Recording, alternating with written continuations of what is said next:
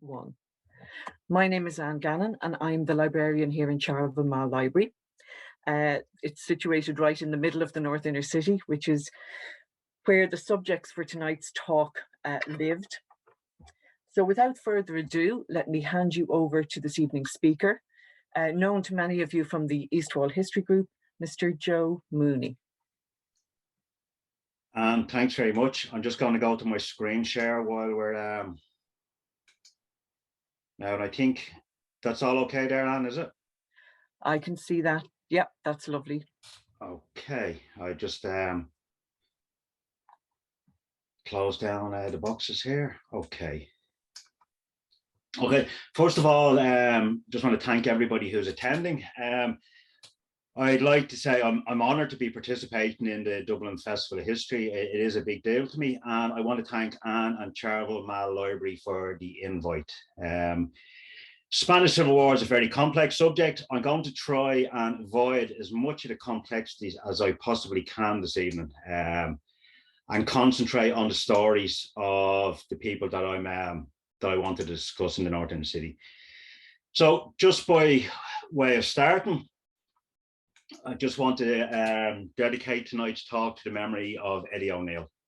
Eddie was a founding member of Friends of the International Brigades in Ireland. He was one of the driving force in remembering the men and women who sacrificed in the Spanish Civil War, and he sadly passed away in July. Now, I'm going to talk about the Spanish Civil War and the role played by people from the North Inner City and the Docklands area. The Spanish Civil War, 1936 to 1939, is referred to by many as the Spanish Anti-Fascist War, and it's regarded by many as the opening shots of the Second World War. And I think that's all valid. I'm not going to, as I said, to get into any of the complexities of it. I'm going to try and trim it down as much as I can. I hope I don't confuse anybody with my broad story. And keep focused on the men in the North Inner City. And as much as possible, I want to tell the story in their words or in the words of people who were around them. So very basically, in July of 1936, a military coup was launched against the democratically elected Republican government of Spain, with support from the fascist powers of Italy and Germany. The coup was initially unsuccessful. It did ignite a conflict which continued until 1939 and ultimately a fascist victory and the fall of the Spanish Republic. The eyes of the world were on Spain, and among those who fought in defense of the Republic were the International Brigades. These were volunteers from across the globe, drawn from over 50 countries and including approximately 240 Irishmen. Most of these came from Ireland itself, but some had emigrated and made their way from England, the United States, and Canada. Of the Irish, somewhere in the region of 70 would die. Now, I know most of you are familiar with the Christy Moore song, Viva la Quinta Brigada, which has been hugely popular in popularizing the story of the Spanish War and the Irish involvement. So just have a listen to the lyrics here for a second. Viva la Quinta Brigada, no passerand, the pledge that made him fight. Adelante is the cry around the hillside. Let us all remember them tonight. This song is a tribute to Frank Ryan, Kit Conway and Dinny Coady too, Peter Daly, Charlie Reagan and Hugh Bonner. Though many died, I can but name a few. Johnny Boyle, Blazer Brown and Charlie Donnelly, Liam Thomason and Jim Stray from Short Strand, Jack Nalty, Tommy Patton and Frank Conroy, Jim Foley, Tony Fox and Dick O'Neill. Sing it now. Viva la Quinta Brigada. Okay, you heard the names of the people mentioned there, and there's another line in one of the verses which says, Tommy Wood, age 17, died in Cordoba. With Nafina, he learned to hold his gun. Of those mentioned, Dinny Coady, Jack Nalty and Tommy Wood were all local to Dublin's North Inner City and Docklands, and this talk will largely focus on them. Also mentioned were Kit Conway and Charlie Donnelly, who both lived in the North Inner City for some period of their lives. And I'm also going to talk about people who weren't mentioned in the song who survived, such as Bob Doyle and Bill Gannon, who didn't actually go to Spain, but played a crucial role in the city. And then just before I move on, I am going to say straight off that this is a very male-dominated talk. There was one female casualty from within the Irish, which was Ruth Ormsby from Sligo. But most of the people I'm going to talk about tonight were men. And though the women played a vital role in the propaganda and support work at home, it's not going to get covered tonight. And it really is a talk on its own. So Spain, to give the context of Spain, Spain in the early 20th century was a fairly backward country. It was politically, economically, and socially still very much rooted in the past.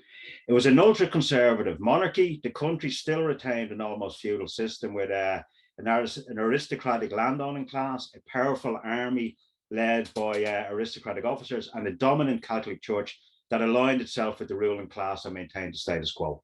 The 1920s was a decade of economic downturn, political uncertainty, and bad leadership, leading to the exiling of the king. In 1931, after municipal elections, the Spanish Republic was proclaimed and a progressive new constitution was soon introduced. This stripped the aristocracy of a lot of their legal status, separated the powers of the church and state, and introduced many other reforms, votes for women, and many social changes. It also gave the option of autonomy to regions such as Catalonia and the Basque Country. The new government did face a lot of opposition from the right and from the left. It saw people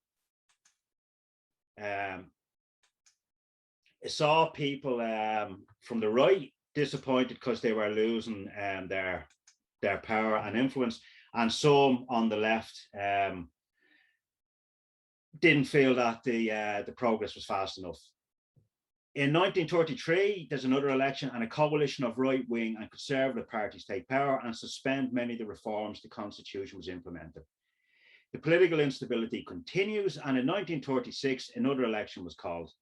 This time, this is won by a Popular Front government. They realized that unity was needed to carry through on the promise of the constitution. So political differences are put aside. Communist, socialist, Republican, and other groups come together, supported by trade unions and the regional separatist movements, and form the Popular Front government and start to, again, move on with the reforms. The Spanish fascists now plot to bring about a military coup. They orchestrate opposition to the government, and street violence and murder become commonplace.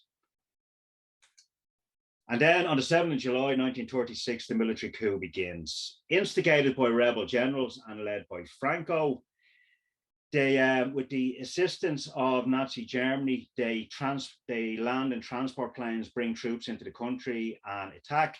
Meanwhile, military forces within the country rise up against the government. Despite their initial success, people basically take to the street and hold the fascist forces back.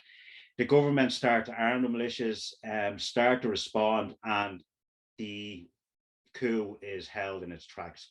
This is Madrid. This is the very famous statement, "No pasarán, they shall not pass." And the people rally around the Republic and start to fight back against the fascists. Sorry, I'm just distracted there for 1 second there. With the fascist forces slow down, what begins to happen is that the fascists start to build up their forces from Italy, from Germany, etc. And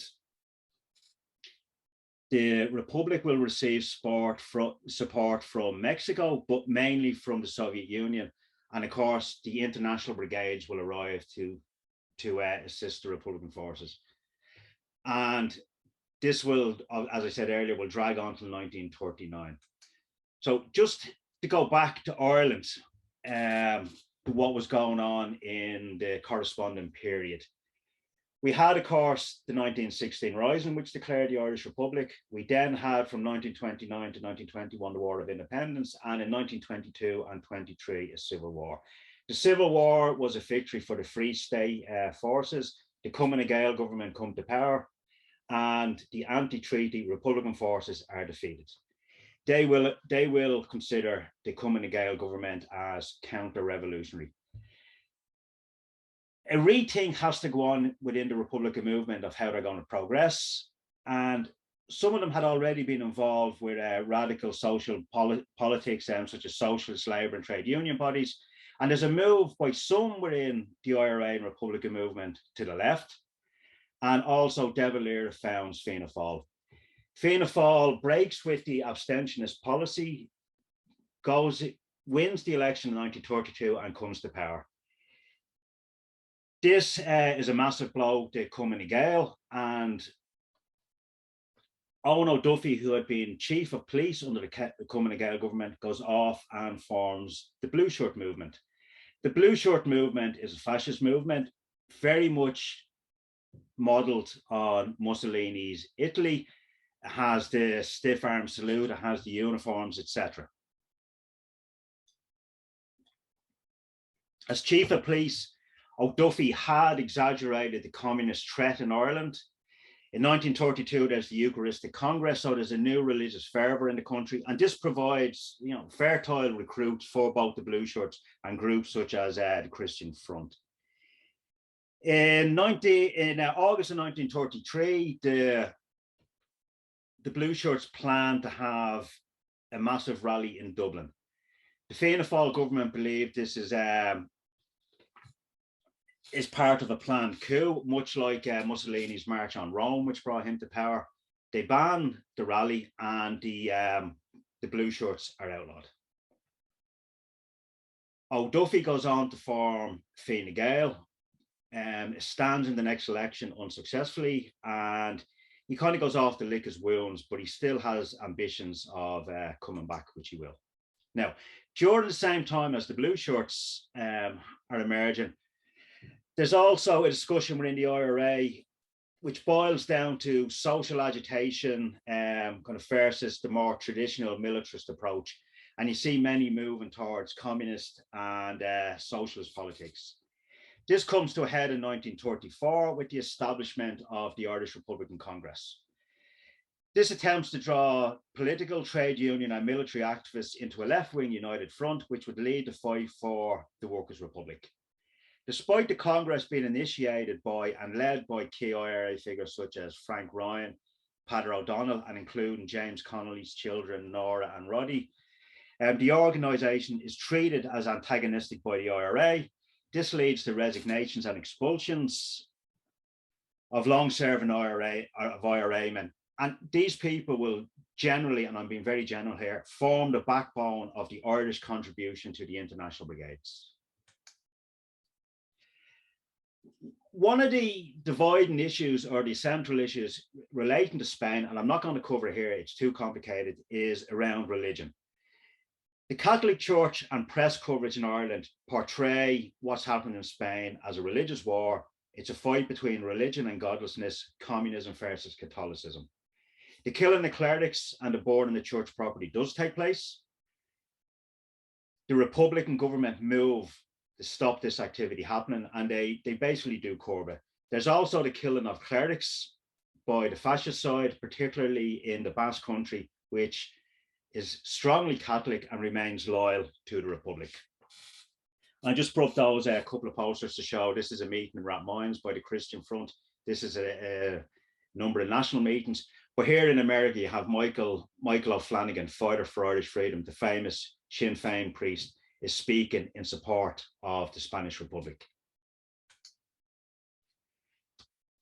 Owen O'Duffy sees the opportunity to make himself relevant again, and cheer-led by the Irish Independent newspaper and with clerical and political backing, he announces his intention to raise a volunteer army to join the rank of Franco's forces.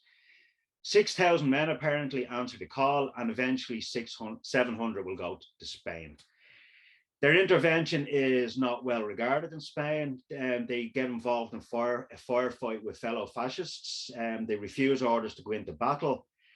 And O'Duffy is generally seen as a poor leader and is quite unpopular with the Spanish forces. And ultimately, they regard him more as a glory hunter than an actual serious military figure. And he's essentially sent home.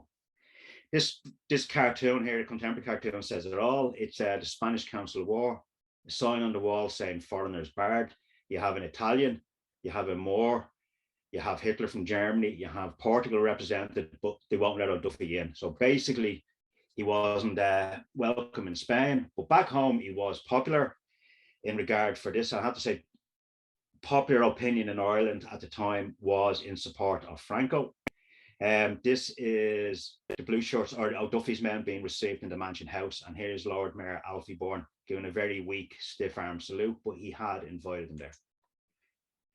The volunteers for the International Brigades are less in number than O'Duffy's brigades, but their contribution is much more substantial, and as soldiers and leaders, they are highly prized. On the 11th of December 1936, the first of the Irishmen destined for the International Brigades left Dublin on the Liverpool ferry. From the quayside, Frank Ryan describes their role as a demonstration of the sympathy of revolutionary Ireland against international fascism. It is also a reply to the intervention of Irish fascism in the war against the Spanish Republic, which, if unchallenged, would remain a disgrace on our people. Our fight is the fight of the Spanish people, as it is of all people who are the victims of tyranny. And according to Ryan, the volunteers were included members of the Republican Congress, the Labour and Communist parties, the IRA and trade unions. Within days, they had travelled via London, Paris and through the Pyrenees into Spain. By the end of that month, they would have had their first taste of combat, and some of them would already be dead and wounded. So I'm going to look now at some of the North Inner City men I had mentioned. Tommy Wood. Thomas Bernard Wood was born in 1919 and lived at Buckingham Place, which is just off Amiens Street, with his parents and 8 siblings. This is the wedding of his parents. His family had a revolutionary pedigree, and 2 uncles, his mother's brothers, had been killed in the War of Independence, and both were North Inner City men. On the 14th of March 1921, Paddy Doyle was hanged at Mountjoy after being captured at Drumcondra during an attempt to ambush a military patrol. From St. Mary's Place off Dorset Street, he was one of the forgotten 10 buried at the prison, but later reinstated at Glasnevin 20 years ago. Just 6 weeks later, his brother, Jimmy Doyle, is fatally injured during the burning of the Custom House on the 25th of May. An Easter Rising veteran, Jimmy lived on Amiens Street and died at the Mater Hospital 5 days after being hit in a burst of machine gun fire. So you can see where Tommy got his revolutionary pedigree from. And I don't think this next picture has ever been seen before, or very rarely seen. This is a younger Tommy Wood here. Tommy is 7 when he joins Mafina Éireann, the Republican Boy Scouts, and would later transfer when he was old enough to the 2nd Battalion IRA. Leaving Ireland with Frank Ryan, initial group, he left this letter for his mother. And I think it's amazing. It's almost, I don't want to say childish, but it's just so innocent in a way. He says, "I am sorry for not telling you where I was going. I am going to Spain to fight with the International Column. Please forgive me for not letting you know. I got my wages in the gas company, all right. I left a message to be delivered on Sunday. We are going out to fight for the working class. It is not a religious war. That is all propaganda. God bless you."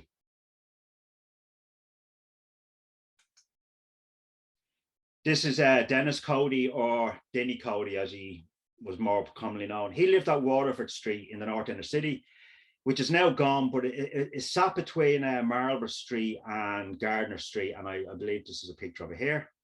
The family had previously lived in the South Docks, and his father, Paddy, was a coal or dock labourer. According to the magazine Labour News, Paddy had been involved with the 1913 lockout and other strikes, the War of Independence and Civil War. Dinny was a member, again, of the Republican Congress. This here is John Nalty, or Jack Nalty, as he was more commonly known, who lived at East Road in East Wall for most of his life.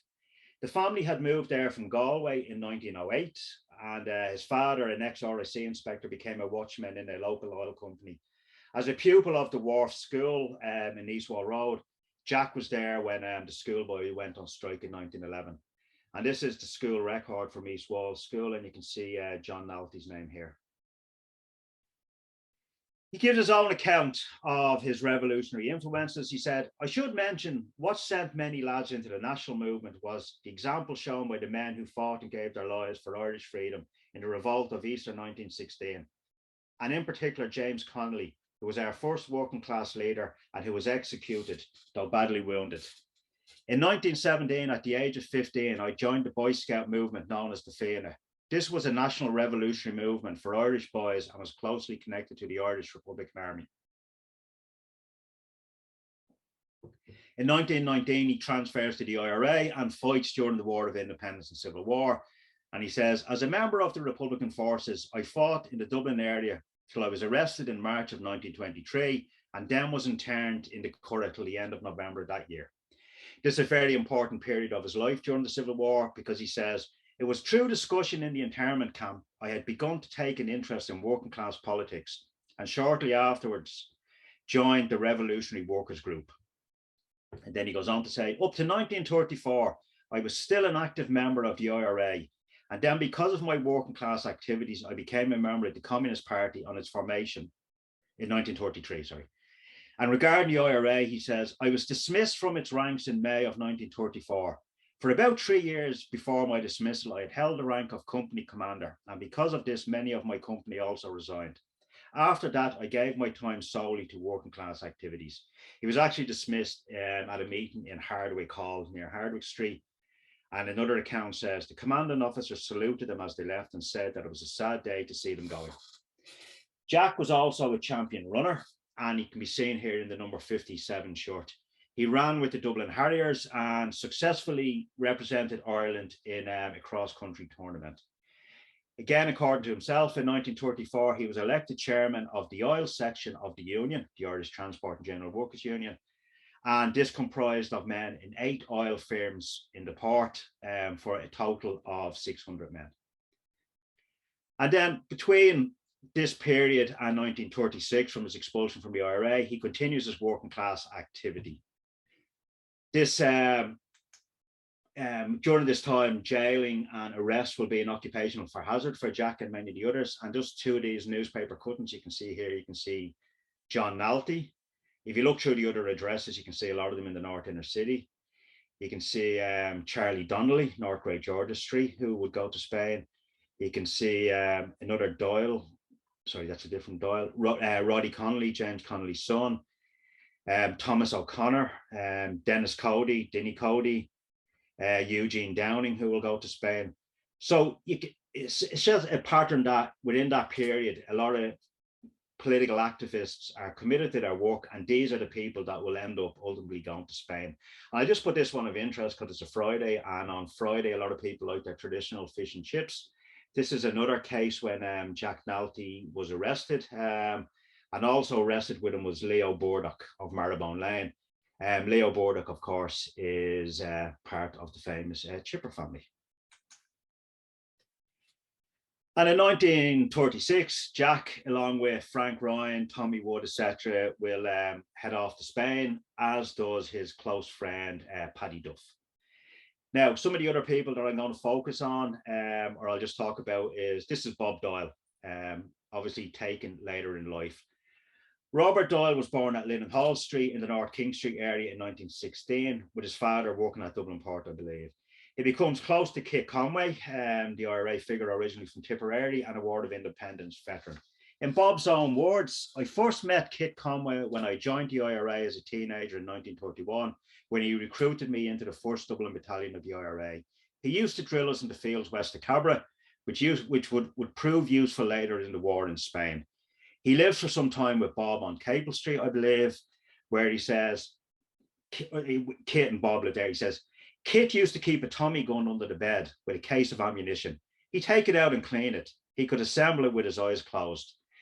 And then when the IRA split in 1934, this is the expulsions, I followed Kit Conway, Padder O'Donnell and Frank Ryan, who formed the new Republican Congress to deal with issues like the terrible slums in which I lived in Dublin and the complete lack of jobs. We believed in a republicanism which would tackle the problems of poverty as well as Irish unity and independence.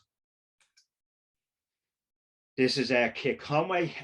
Like Jack Nalty, a former IRA man and a member of both the Communist Party, the Republican Congress, and also an Irish Transport and General Workers Union activist, where he organised the building workers in Crumlin who are working on the construction of the new corporation houses. And again, he's part of the first group that go to Spain in December of 1936. And again, while they don't go to Spain, these two people are an essential part of the story. This is Bill Gannon and his brother Pat Gannon, and Bill and his brother-in-law Sean Murray will be crucial in organising and recruiting people in Dublin who will go off and fight in Spain. The Gannons lived at Jane Place, which is now demolished, which was just off Oriel Street in North Wall,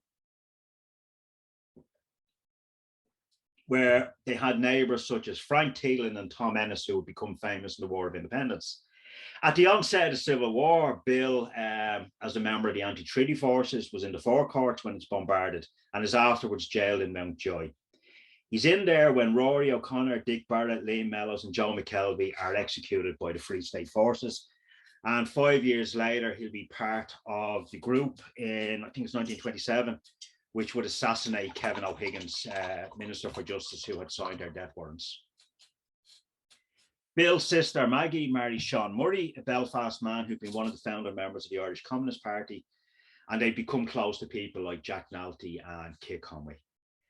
Murray was tasked by the Communist Party with recruiting and organising volunteers once the Civil War breaks out. The evening before his execution, Rory O'Connor had given a chess set to Bill Gannon. He said to him, "I'm not going to need this anymore." And it's still a prized possession in the Gannon family.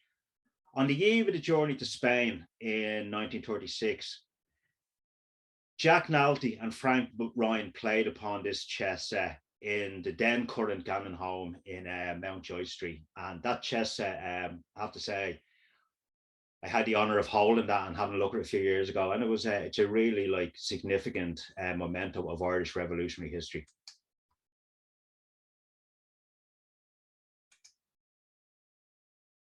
Okay, sorry. Okay, over to Spain. These four maps give you an idea of how the conflict would progress. This is July 1936, shortly after the outbreak. The red area here is the area held by the Republican government, including the Basque Country, and the white area here is held by the fascists. By February of 1937, you can see the progress that the fascist forces have made.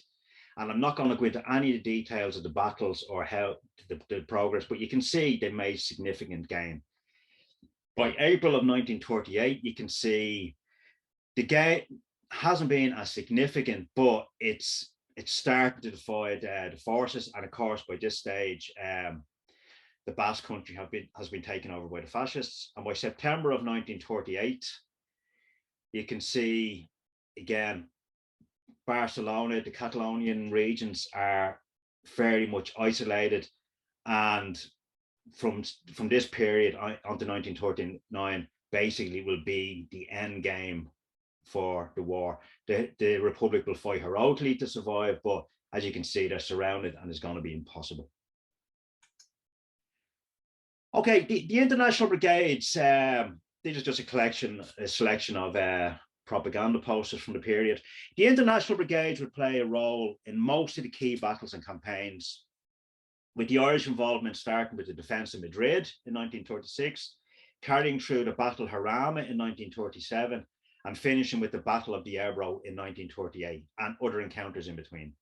While the Irish are commonly referred to as the Connolly Column, within the brigades, they generally fought as part of the English-speaking units, such as the United States Abraham Lincoln Brigade, the Canadian Mackenzie Papineau Brigade, the MacPaps, but mostly with the British Battalion.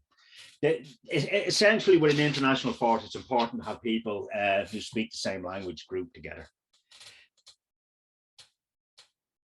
On the 16th of December, having left Dublin a few days earlier, the first recruits arrived at the International Brigade headquarters at Albacete, and their training quickly began. It was recalled that on the first day of manoeuvres, a voice rings out, "In less than an hour, we will be on parade. We're the bred volunteers from the Dublin Brigade." Kit Conway is appointed the section commander, and the men start their training and enjoy a quiet Christmas day. And one of them remembers that by frontline standards, our Christmas meal of tinned meat, bread, and sour white wine was good. But this, of course, isn't going to last. On the 27th of December, they are ordered to the front. Just two stories about them as they mobilise and get ready to go. Another brigadier recalls, there was a wait for food that was delayed in coming. O'Reilly and Jack Nalty saw a herd of goats nearby and proceeded to milk them, procuring almost a quart of that delicious liquid. Making the best use of the Spanish words they had, they succeeded in getting it heated, but never succeeded in drinking it, as the draft then moved off and they had to go on the double and join in. And Tommy Woods is mentioned in this story. Tommy Wood is the youngster mentioned here. It says, before reaching the main road, the company swept past an old shepherd. He stood beside his donkey. His sheep were huddled in a ditch by the side of the road. We saw that the peasant's smock stretched down to the knees of his trousers. His eyes were bright and full of admiration for us. He lifted his clenched fist. Salud, companeros. His smile crinkled the whole of his face, which was as dry and as grey as the soil itself. And Tommy Wood, ask your man where he got the hat. All who heard the question and understood it laughed. The Dublin teenager who asked the question and his companions could see for themselves that the old man's face beneath the broad-brimmed Cordoba hat remained unchanged. Again, the old man shouted, Salud, companeros, and they liked to think that he had a stake in the fight and wished them to win. Again, almost the childishness of Tommy Wood. As the men marched off, they apparently sang, we're off to Dublin in the green, and cheered up the Republic. They're ordered to advance and capture the village of Villa del Rio. At dawn, they're just 350 yards and are going to move in on the village. They're waiting for artillery support. As their shells start to fall, they move forward. But most of their shells, or many of their shells, fail to explode as they're supposed to. And soon they're caught in a vicious fascist counterattack. And it's at this stage that the first injury will occur, and that's going to be Jack Nalty. Donald O'Reilly, who witnessed his companion being injured, recalls, Kit Conway spreads us out. Duff, Nalty, and myself are on the edge of the road. We realise now we are fighting a rearguard action. Cummins and Goff are wounded and move back. Jack Nalty is hit. I won't look. Paddy Duff attends him. I glance and see both sides of Jack's chest are hit.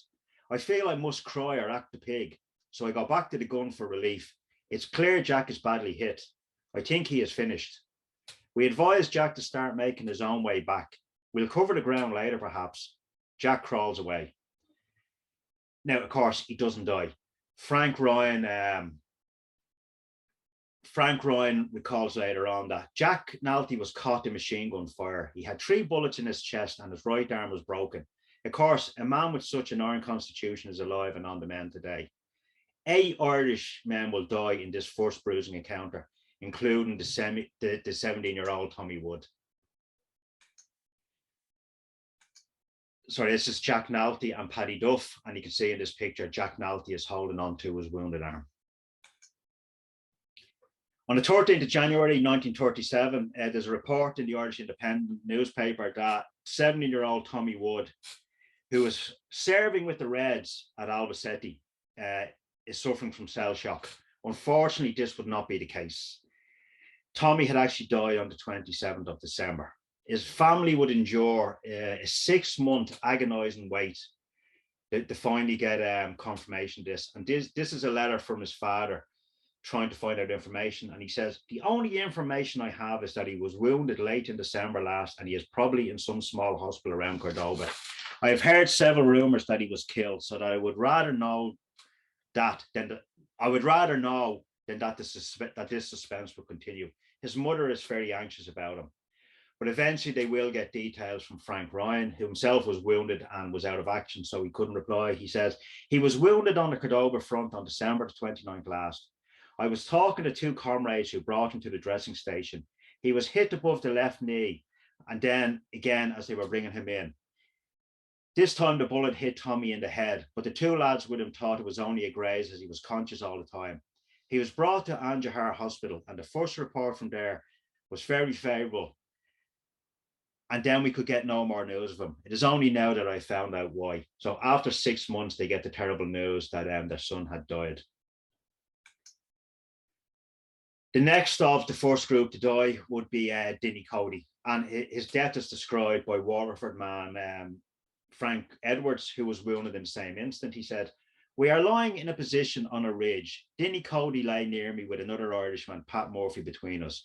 A shell landed between Coady and Murphy. I immediately felt a sharp pain in my side. Murphy screamed. I glanced towards him. He was enveloped in a cloud of smoke and dust, but I could see his face. It was ghastly pale. I got up and walked down to a ravine where our company headquarters section was posted and told him to send a stretcher at once. I thought Murphy had been badly hit. Then I got a Red Cross man to rip my clothes off. I had a very deep wound under my left armpit and a slight scratch on my leg. While I was being dressed, the stretcher bearers came back with a body. Someone pulled back the blanket and I saw his face. It was Dinny Coady. I got a hell of a shock, perhaps because I had known him longer than any of the other lads." So I just got my 10-minute warning, so I'm going to press on very quick. The following month, Kit Conway would die in the Battle of Jarama. This was a key engagement in the course of the war, which halted the fascists' attempt to cut off Madrid from the rest of the country. An eyewitness recounts, "I reached the hill crest where Kit is directing fire. He is using a rifle himself and pausing every while to give instructions. Suddenly he shouts, his rifle spins out of his hand and he falls back. He is placed on a blanket, no stretchers left now. His voice is broken with agony. Do your best, boys, hold on." Tears glisten in all our eyes. Many are from other companies, but they all remember Kit at Cordova and Madrid. His gallant leadership then and today won them all. Kit is taken away. I see Ken Stalker. He is the only experienced man left. I run to him and he takes command. In the ambulance, I meet Kit. He is in terrible agony and can talk little. "How are the rest?" is his constant questioning. Next morning, they told me that our great leader was dead. And Ken Stalker, who was from Dundee, would actually die himself later that day, shot through the head. And I think the tribute there says it all about Kit Conway. Absolutely perfect description. And again, very importantly, the Irish Transport Workers Union has lost a devoted member. Also amongst the fallen at Jarama is Charlie Donnelly. Born in Tyrone, his family had moved to Mountjoy Square in Dublin when he was a teenager, from where he attended O'Connell School. He was a member of the Republican Congress and a rising star in literary circles as a poet. A Canadian brigadier witnessed the last moment of Charlie Donnelly's life, and these words have been immortalised. "We ran for cover. Charlie Donnelly, the commander of an Irish company, is crouched behind an olive tree. He has picked up a bunch of olives from the ground and is squeezing them. I hear him say something quietly between a lull and machine gun fire. Even the olives are bleeding. And minutes later, Donnelly is caught in a burst of gunfire. He is struck 3 times in the arm, right side and head, falling dead instantly. His body lies on the battlefield for days until it's recovered by Waterford man Peter O'Connor. He's carried away by fellow members of the Republican Congress from Ireland, and he's buried on the battlefield. And that's a grim toll after only 2 months of arrival, and plenty more people I haven't mentioned have also died during this period. 3 months after his injury, Jack Nalty has recovered enough and he gets sent back to Ireland to carry out propaganda work. Before he leaves, he meets with comrades, including Frank Ryan, Peter Daly. I think this is Joe Monk's hair, and that's Jack Nalty there, for this iconic photograph. He gets sent back to carry out propaganda work to build support for the Republican cause in Ireland. And you can see here, this is an Irish leaflet, courtesy of the National Library of Ireland. And Hannah Sheehy Skeffington is the chairperson of the Irish Friend of the Spanish Republic. He speaks at meetings in Dublin. He goes and speaks at meetings in Cork, and all the time trying to tell the truth about what's going on in Spain and build up support. Now, as we move into 1938, the war takes a terrible turn in the fascist favour. For the Irish contingent, their difficulties continue. In March of 1938, Bob Doyle makes his way to Spain, gets to the front line, and is very quickly captured. And in an absolutely devastating blow to Irish morale, so too is Frank Ryan.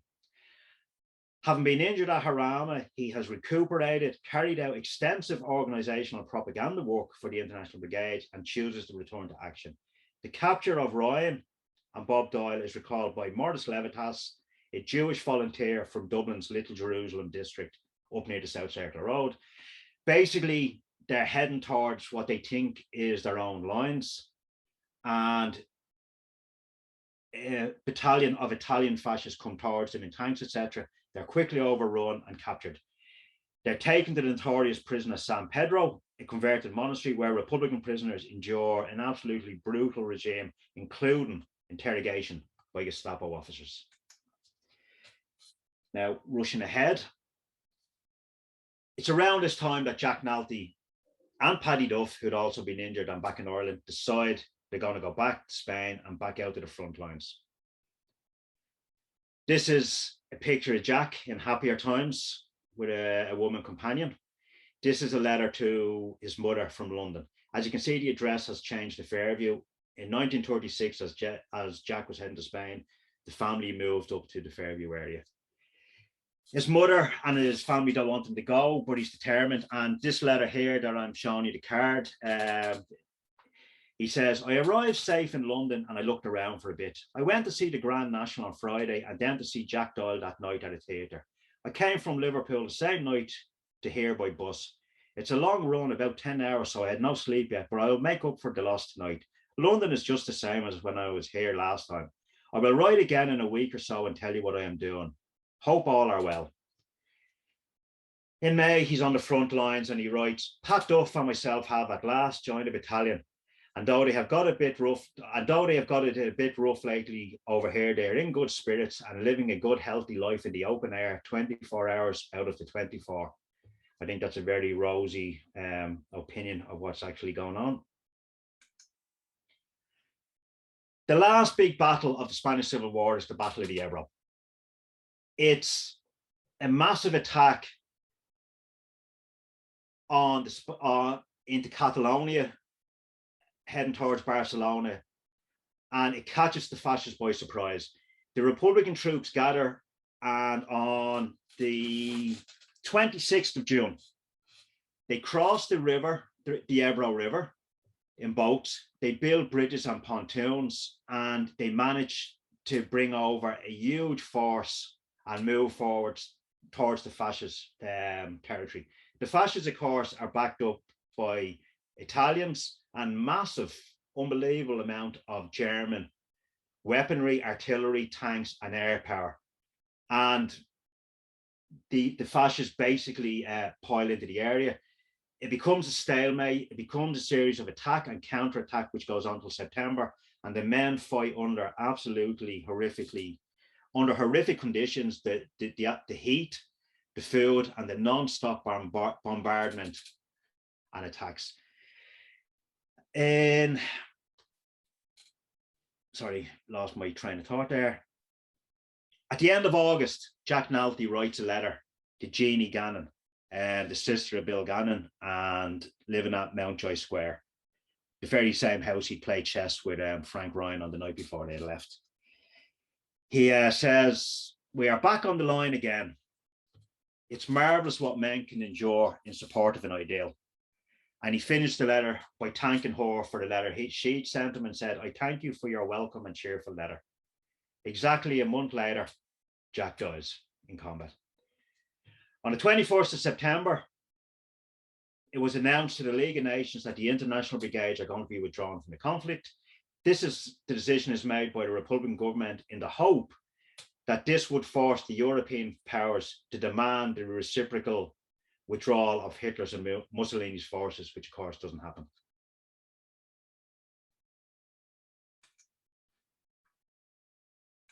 Okay, I just have to move on. On the very last day of combat, the International Brigades have been told they're being withdrawn from combat. As the men retreat, they're suddenly sent back to the front lines to stop a fascist advance. They're overrun and again are forced to retreat under fire. Jack, as commander of a machine gun battalion, realizes that 2 men are missing. He goes back to get them. Those men are Sid Booth and Bill Feely. Jack gets them at a dugout as the fascists are advancing.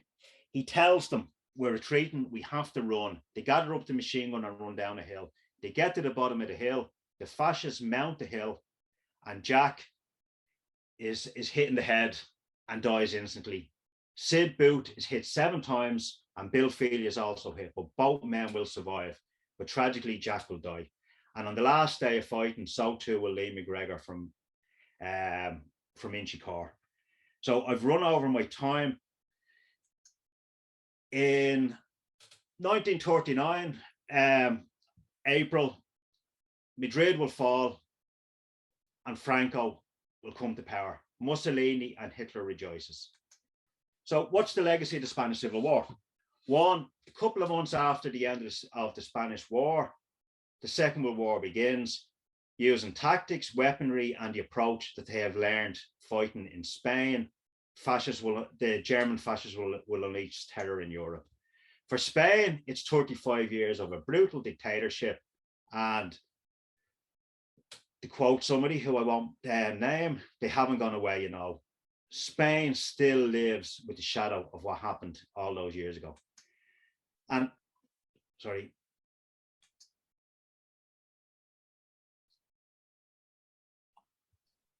Just to wrap up then, for the Irish people, the Irishmen who fought, what is the legacy? The Irish people who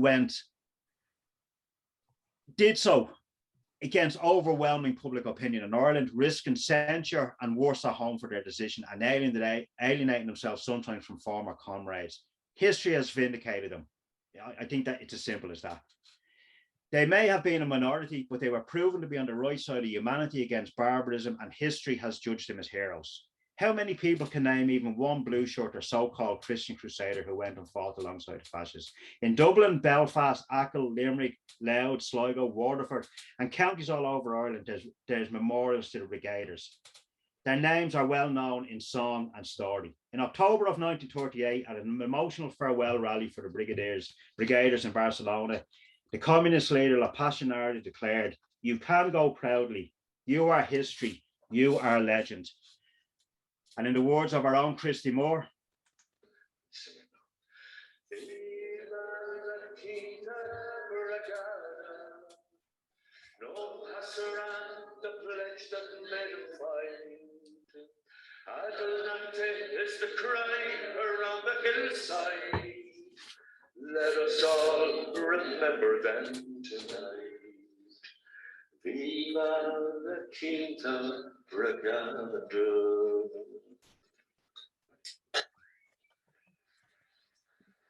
I think that deserves a round of applause. thank you. Thank you very much. We have about 10 minutes for questions, so we mightn't get to them all, but we'll I'm sure you'll do your best to get to as many as possible, Joe. So I'm just going to get straight into it.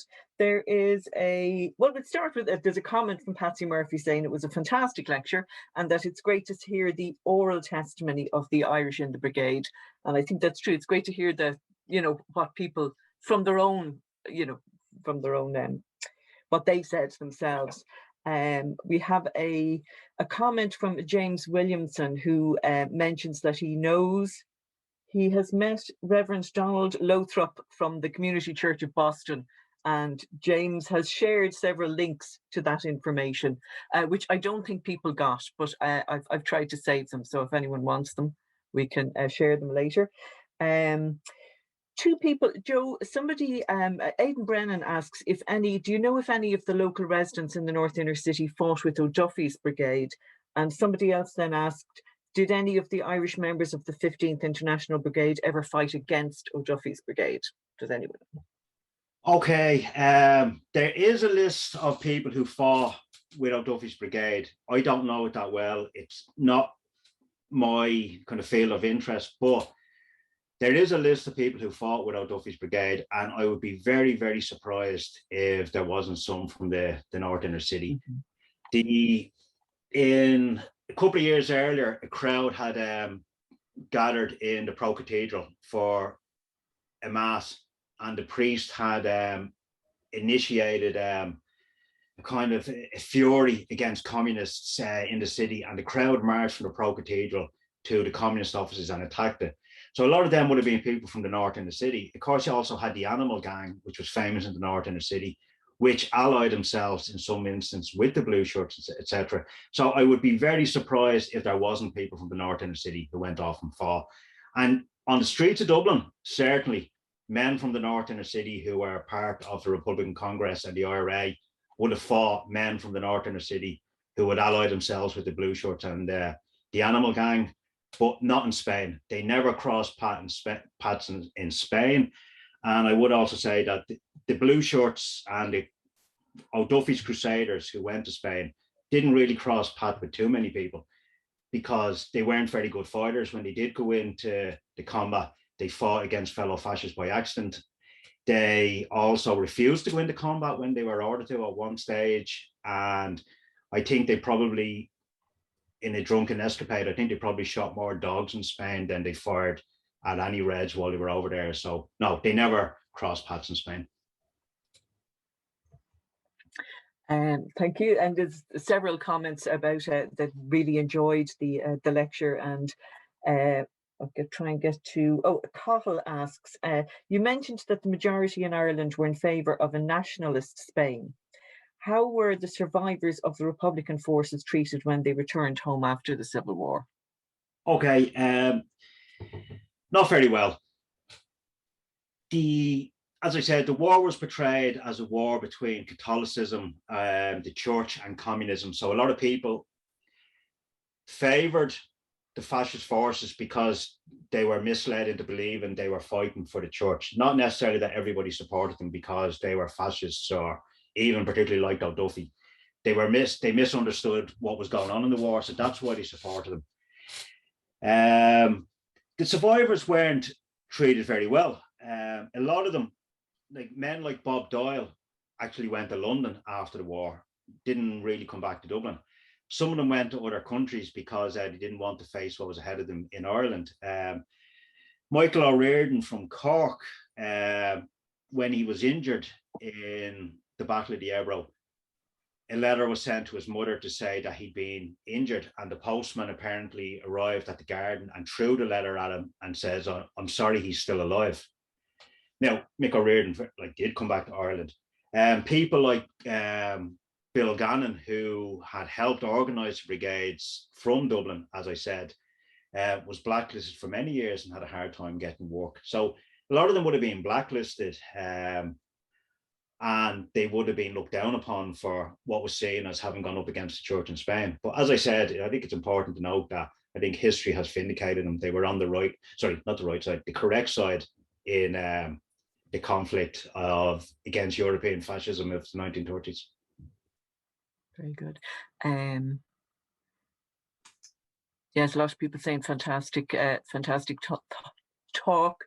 Somebody's admiring your T-shirt as well, Joe. Thank you. Wait, let's see. There's one up here.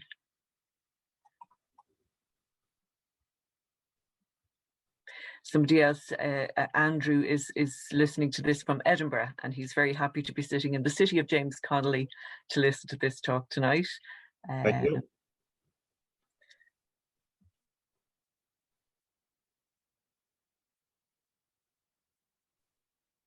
Yeah, I think there's more good comments than questions. Just in case I've missed out any question, I'm just going to go back over them here. Yeah, okay. Somebody just actually, this is, I suppose, if we don't get another question, this is a good comment to finish on in a sense. It's a thank you for a fantastic, fascinating lecture and an insight into the lives of these young idealistic men who fought against the dark forces of fascism against all the odds, and those who paid the ultimate price. And it finishes off with "Let us all remember them tonight," which is obviously from the song. So that's from John Cobb. Thank you, John. And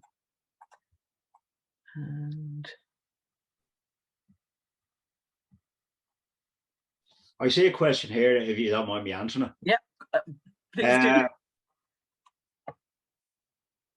I see a question here that I don't know the answer to, but I do certainly want to know. And if the person who asked the question wants to get in touch with me, eastwallhistory@gmail.com. Do I know anything about Michael Nolan from Eastwall who died at Lopero? No, I know Michael Nolan died at Lopero, but I don't know anything about him, and I would really love to know. So if that person can get in touch with me, I would really be delighted. But the other question was, did many of the survivors go on to fight in World War II? Yes, very many of them did, from loads of countries.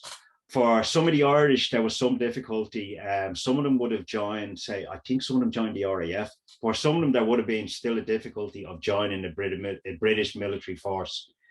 They were quite happy to fight alongside the British in International Brigade, but some of them wouldn't join wouldn't join the British Army. But certainly one whose name escapes me joined the Merchant Marine as part of his contribution to fighting in the Second World War against European fascism, and he died. Paddy Duff, who I mentioned as a close friend of Jack Nalty, he ultimately ended up living in Blessington Street and became a member of the Irish Workers' Union. But during the Second World War, he went to London, didn't join the armed forces, but joined the Air Force warden, the spotters, and worked in London, helping during the Blitz on London, carry the white fascist forces. So yeah, certainly their intention would have stayed the same to fight fascism when it was coming from German sources. And some of them did sign up with the British military, and some fought in other ways.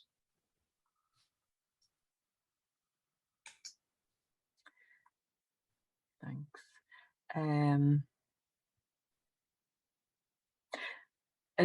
Cathal McElhatton wants to know, is there any memorial to the Irish Brigade in Spain?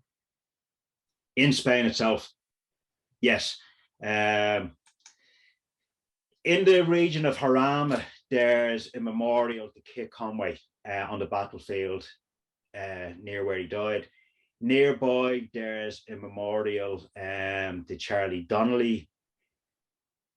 They're named on other memorials, and I understand in October or November of this year, I can't remember the name of the town, there's a memorial there, and the names of a number of Irish volunteers who died in the Battle of the Ebro will be added, and Jack Nalty's name will be on that. One of the things I didn't mention is that most of the Irish who died, and a lot of the brigaders who died, their bodies were never repatriated and brought home. A lot of them were thrown into mass graves and buried where they fell. The fascists had no interest in remembering the people who had died, who fought against them. So most of the Irish who died, their bodies are over there and their families don't know where they are.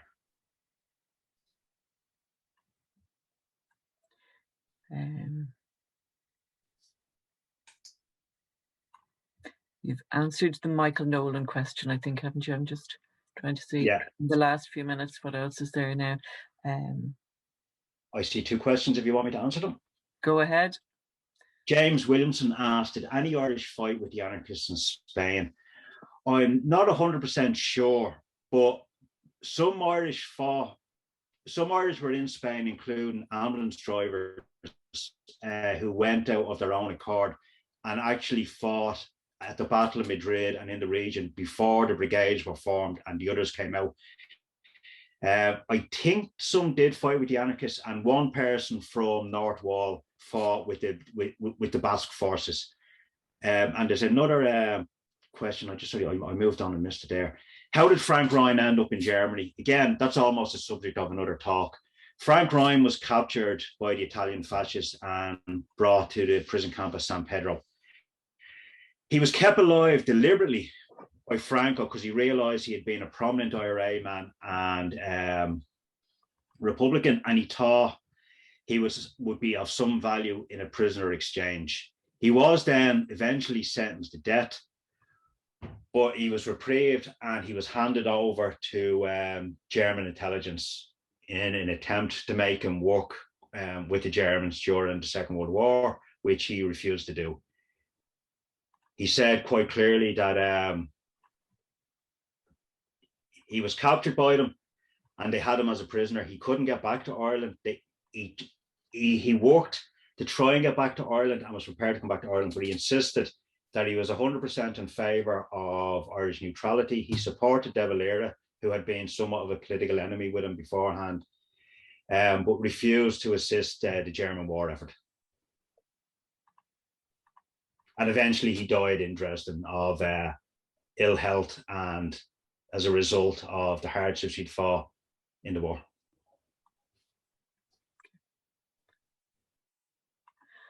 I think we're just out of time now, so we'll finish up with that.